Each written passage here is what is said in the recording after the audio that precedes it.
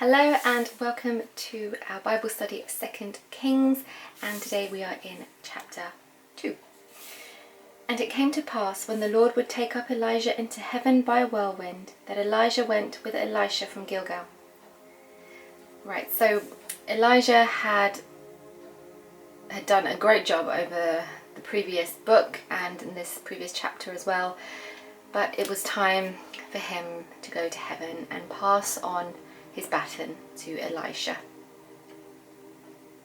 And he appointed him, he'd been mentoring him for a while back at the end of 1 Kings, and so he was preparing the way.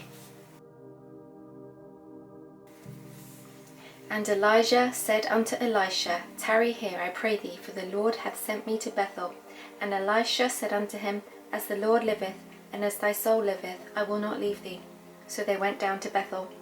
And the sons of the prophets that were at Bethel came forth to Elisha, and said unto him, Knowest thou that the Lord will take away thy master from thy head today?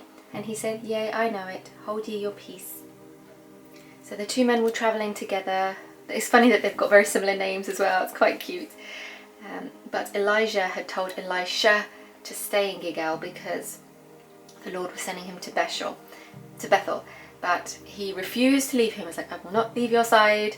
So they carried on together, and they met other sons of the prophets.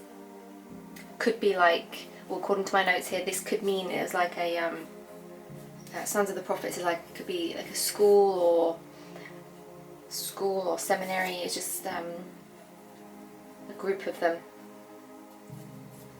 like a training center maybe.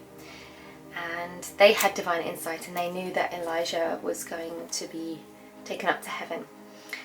And Elisha knew, hold your peace. He's like, I don't want to talk about it right now.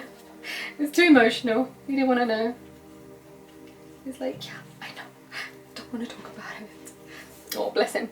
And Elijah said unto him, Elisha, tarry here, I pray thee, for the Lord hath sent me to Jericho.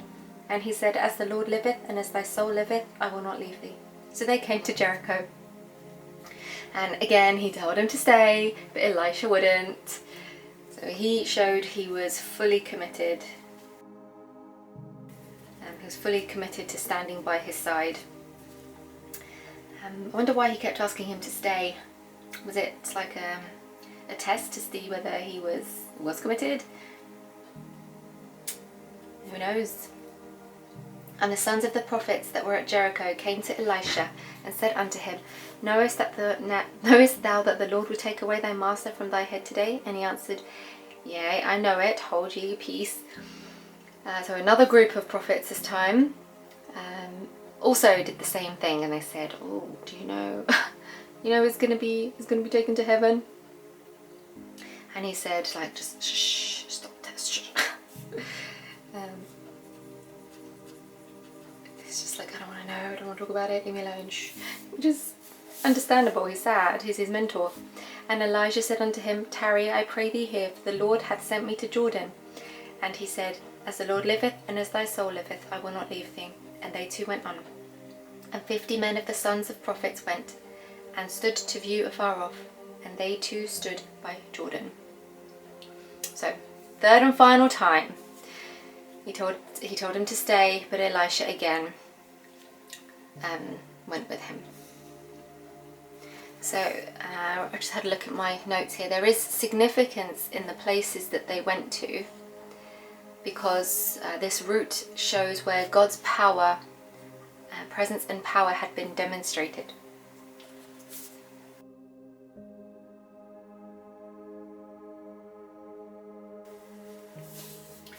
And Elijah took his mantle and wrapped it together and smote the waters, and they were divided hither and thither, so that they too went over dry ground. Oh, right, just like Moses. And it came to pass, when they were gone over, that Elijah said unto Elisha, Ask what I shall do for thee before I be taken away from thee. And Elisha said, I pray thee, let a double portion of thy spirit be upon me. And so he parted the Jordan.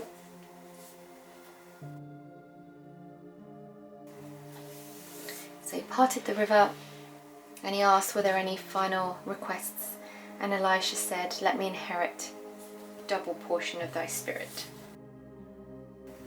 So it's like Elijah was his spiritual father, and he wanted double portion from him. And he said, Thou hast asked a hard thing. Nevertheless, if thou see me when I am taken from thee, it shall be so unto thee. But if not, it shall not be so. And it came to pass, as they still went on and talked, that behold, there appeared a chariot of fire and horses of fire, and parted them both asunder. And Elijah went up by a whirlwind into heaven. And Elisha saw it, and he cried, my father, the chariot of Israel, and the horsemen thereof. And he saw him no more. And he took hold of his own clothes and rent them in 2 pieces. So while that was a reasonable request, Elijah knew it wasn't his to grant. And so he left it up to the Lord.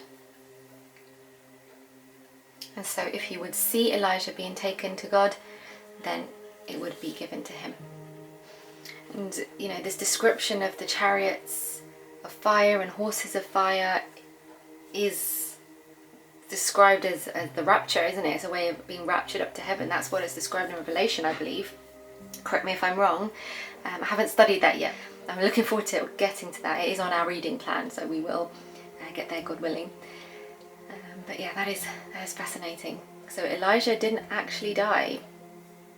He was raptured away. But that is still a loss for Elisha. He's not here anymore on earth, and he was a faithful servant of God, so there is a loss.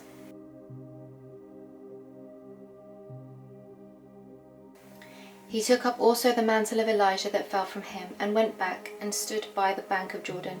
And he took the mantle of Elijah that fell from him, and smote the waters, and said, Where is the Lord God of Elijah? And when he had also smitten the waters, they parted hither and thither, and Elisha went over. So he's picked up his mantle, which is his symbol of authority, and as his successor, he also hit the Jordan River with it, and it parted, just like parted by the power of God, just like they had done for Elijah.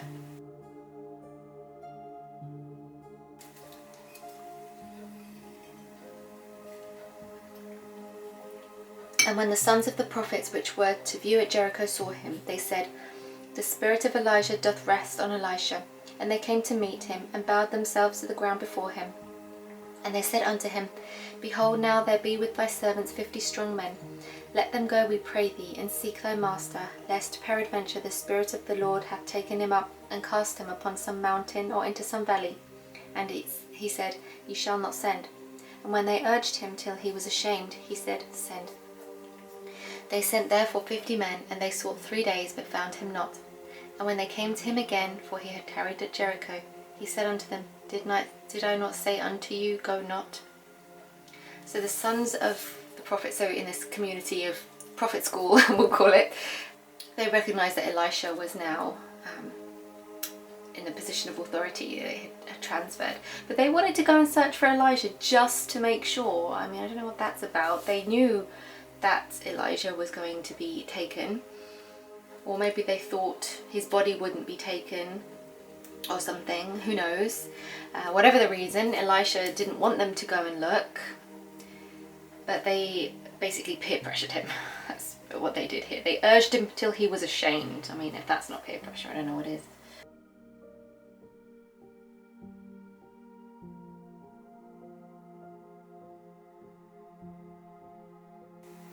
Alright. And the men of the city said unto Elisha, Behold, I pray thee, the situation of this city is pleasant, as my Lord seeth, but the water is naught, and the ground barren. And he said, Bring me a new cruse, and put salt therein.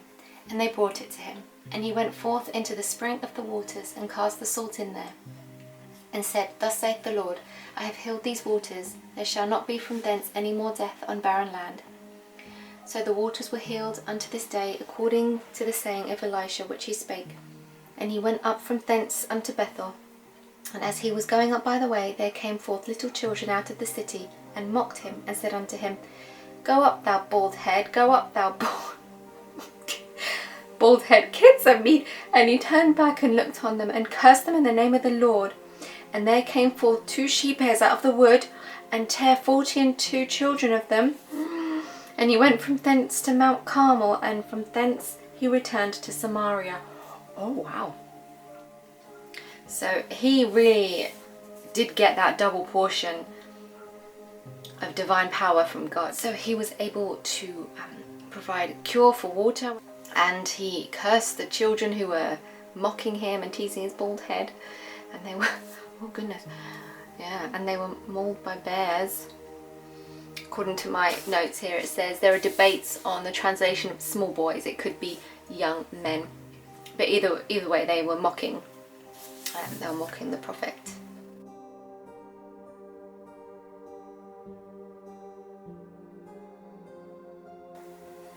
So the young people who were mocking him were judged too. And here it could be implying that they wanted him to go up like Elijah had done, never to be seen again. So yeah, it's actually kind of harsh, but we need to remember this is God what warned about this. According to my notes here, it says in Leviticus, God told his people what he would do if they were hostile towards him and refused to obey. I will send wild animals against you that will deprive you of your children. Ooh. So it could be a judgment on godless parenting here. It's true, because they were mocking God's worker here. He was a man of God, and their children were not respecting him. Oh, interesting. Yeah. So I'll put here result of godless parenting. Again, it seems harsh, but he's very clear on the rules and respect.